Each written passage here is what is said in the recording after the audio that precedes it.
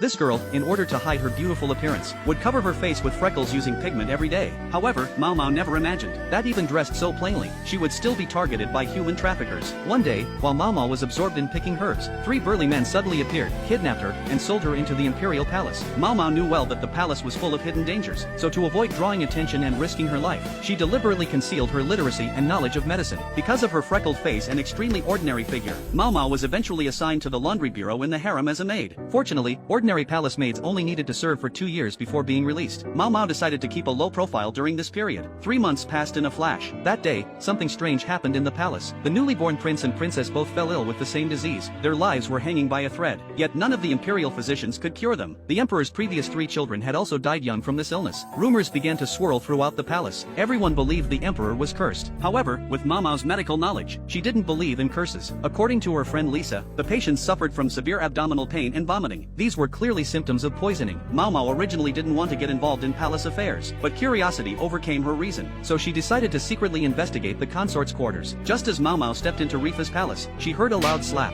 At that moment, Rifa was loudly accusing Gyokuyu. She believed Gyokuyu had cursed her little prince, but Gyokuyu firmly denied it, because her own little princess had also fallen ill with the same disease. The imperial physician caught in the middle was trembling with fear, yet he was completely helpless against the illness. At that moment, Mao Mao noticed Rifa's pale and gaunt face. Combining the infant deaths and the symptoms, she immediately identified the cause of the illness. As Mao Mao muttered about needing something to write with,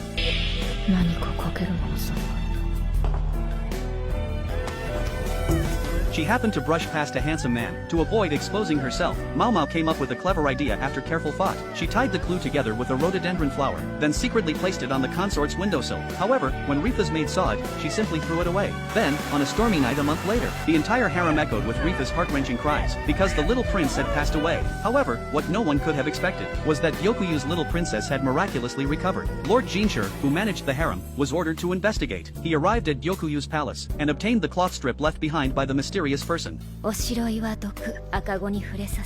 that moment, Gyokuyu kept repeating the words written on the strip. Neither of them could have imagined that the whitening powder women used for beauty was the true culprit. Jinshur didn't know where to begin the investigation, but suddenly, he remembered the maid he had brushed past a month ago.